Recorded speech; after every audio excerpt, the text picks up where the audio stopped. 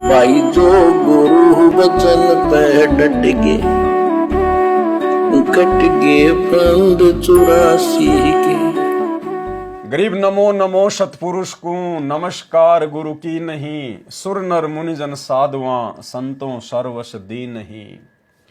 सतगुरु साहिब संत सब दंडोतम प्रणाम, आगे पीछे मध्य हुए तिनको जा कुर्बान। आगे देखिए गुरुदेव भगवान ने किस प्रकार से अपने मुंह बोले गुरुदेव आदरणीय राम देवानंद जी की महिमा की है। स्वयं कबीर होने के बावजूद सतगुरु रामपाल जी परमेश्वर जी ने आप और हमें गुरु महिमा के महत्व को समझाते हुए कि जब तक आप अपने गुरु को महत्व नहीं देंगे, विशेष आदर नहीं देंगे, विशेष सम्मान नहीं देंगे, पूज्य भाव से नहीं देखेंगे, हर आध्यात्मिक कार्य में या सामाजिक कार्य में उपदेश लेने के बाद जब तक आप अपने गुरु को प्रथम नहीं रखेंगे, सबसे आगे नहीं रखेंगे, तब तक आपकी भक्ति सुचारू रूप से नहीं चलेगी। तो स्वयं कबीर होने के बावजूद सतगुरु रामपाल जी परमेश्वर जी ने जिस नेक आत्मा को, आप और हमारे जैसे भगत को अपने गुरुदेव की भूमिका के लिए निमित्त बनाया, मुंह बोला गुरु बनाया, कौन? आदरणीय राम देवानंद जी। यहां उनको महत्व दिया जा रहा है और स्वयं कबीर होने के बावजूद सतगुरु रामपाल जी अपने आप को उनके भगत के रूप में छोटा समझ रहे हैं। गुरु राम देवानंद जी ने दया करी, किया नजर निहाल, सतनाम का दिया खजाना बरते रामपाल। जबकि बिल्कुल उल्टा है इसके। ये सतनाम का खजाना, ये सारनाम का खजाना, ये सार शब्द का खजाना स्वयं सतगुरु रामपाल जी परमेश्वर जी ने अपने मुंह बोले गुरु आदरणीय राम देवानंद जी को बरतने के लिए, भक्ति करने के लिए दिया। कबीर और ज्ञान सब ज्ञानड़ी, कबीर ज्ञान सो ज्ञान, जैसे गोला तोब का करता चले मैदान। कबीर वेद मेरा भेद है, मैं ना वेदन के माही, जौन वेद से मैं मिलूं वो वेद जानते नहीं। कबीर सागर ग्रंथ का सरलार्थ, बिना परमेश्वर की कृपा संभव नहीं हो सकता। साक्षात परमेश्वर के धरती पर प्रकट हुए बिना संभव नहीं हो सकता। गुरुदेव तो अपने आप को छुपाएंगे एक भगत की भूमिका में। गुरुदेव अपने आप को छुपाकर ही ज्ञान प्रचार करते हैं। यह नीति परमेश्वर ने चारों युगों में अपनाई। अपने से अन्य को परमात्मा बताकर, सत्य पुरुष बताकर उन्होंने ज्ञान प्रचार किया, आत्माओं को अपनी शरण में लिया। आज भी परमेश्वर वही भूमिका कर रहे हैं। स्वयं कबीर भगवान होने के बावजूद अपने आप को छुपाते हैं और क्या कह रहे हैं? कबीर सागर ग्रंथ का सरलार्थ, बिना परमेश्वर की कृपा संभव नहीं हो सकता। जैसे सागर मंथन किया गया था, उसमें परमात्मा ने स्वयं पर्वत को समुद्र में रखा तथा उसे कश्यप बनकर सहारा देकर रोका।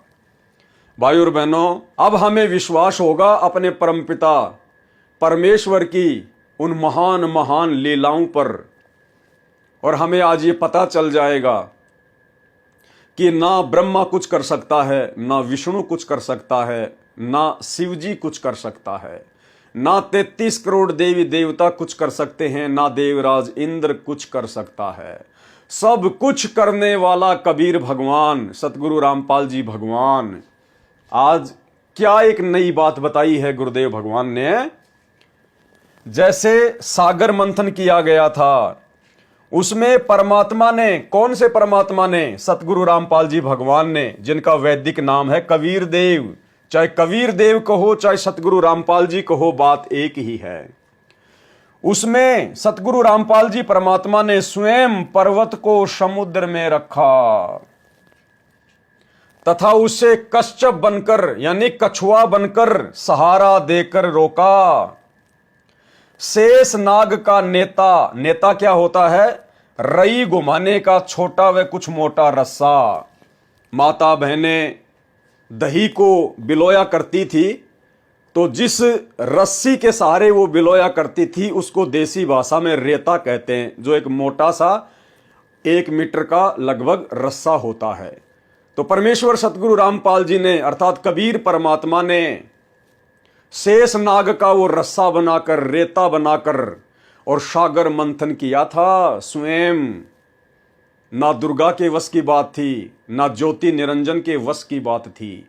ये सारी लीला कबीर परमात्मा ने की, सतगुरु रामपाल जी भगवान ने की। इतने समर्थ हैं हमारे गुरुदेव भगवान।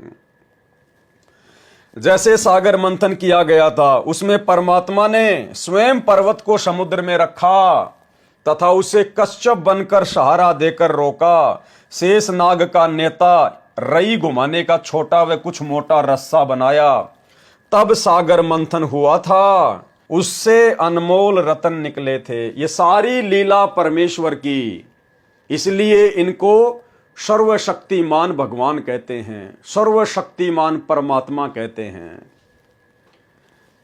कबीर सागर का मंथन परमेश्वर कबीर जी तथा पूज्य गुरुदेव स्वामी रामदेवानंद जी की असीम कृपा से संभव हुआ है। देखो किस प्रकार से सतगुरु रामपाल जी परमेश्वर जी के द्वारा स्वयं कबीर परमात्मा होने के बावजूद आप और हमारे जैसे एक जीव आदरणीय रामदेवानंद जी को अपना मुंह बोला गुरु बनाकर उनकी महिमा की जा रही है, उनको महत्व दिया जा रहा है।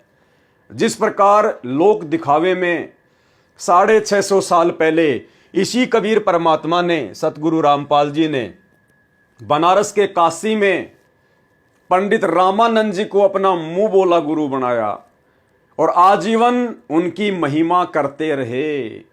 किसी को पता भी नहीं चला, कोई इनकी लीला को जान भी नहीं पाया कि कौन गुरु है और कौन चेला है। और ठीक वही लीला परमेश्वर आज वर्तमान में कलयुग की बिचली पीढ़ी में आदरणीय रामदेवानंद जी को अपना मुंह बोला गुरु बनाकर खेल खेल रहे हैं, लीला कर रहे हैं। जो गुरु बचन पे डट के कट गए फंद 84 के, कट गए फंद 84 के, कट गए फंद 84 के।